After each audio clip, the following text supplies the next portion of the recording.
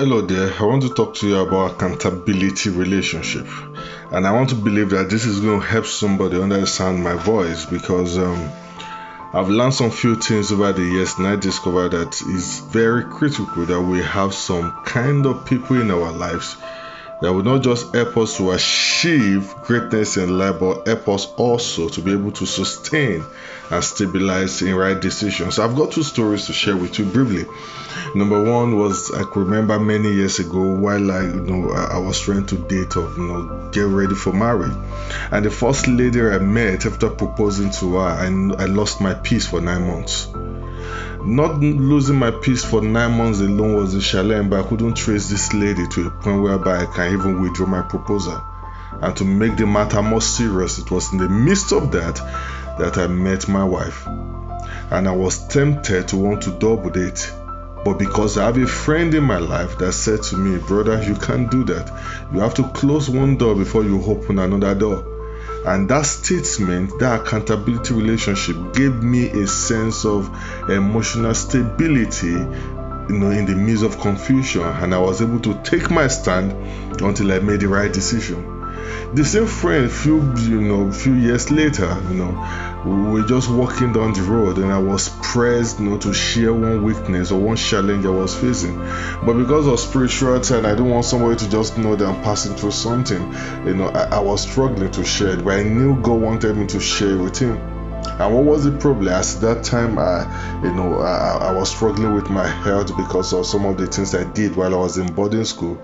I noticed I was excreting blood as a result of bad waters and all of that. And I was scared about my life. I was scared about my future. I was scared about even being a father and all of that. And the devil caged this thought in my heart, and he doesn't want me to share with somebody. Until this day, I was able to just summon courage to say to this brother, hey, I'm passing through this. As soon as I said it to him, he burst out into laughter.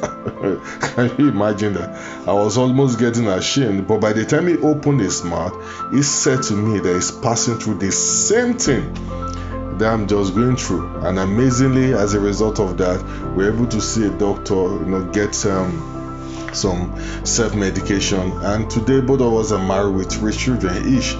Why am I bringing this across to you? We live in a world today that popularity is what determines what attracts people to us, or in a world today that achievement is what defines the kind of friends we have. But for us to build an accountability relationship, you must appreciate the fact that there are people that come to our life not because of what we have, not because of where we're going, not because of where we're coming from, but because of who we are in God. There are people just sent to us to minister to us irrespective of our level of achievement. It might not be a pulpit colleague, it might not be a family background, biological parents or biological relationship, but these are men and women that God made just because He had us in mind.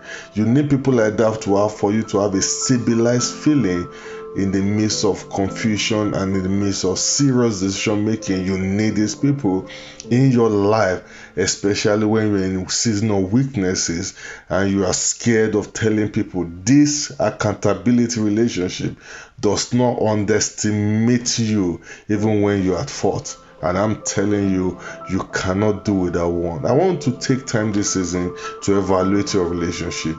If there's no accountability relationship, covenant relationship, there is something that worth being prayed for, because we will definitely need them in the journey of destiny. I hope this helps somebody.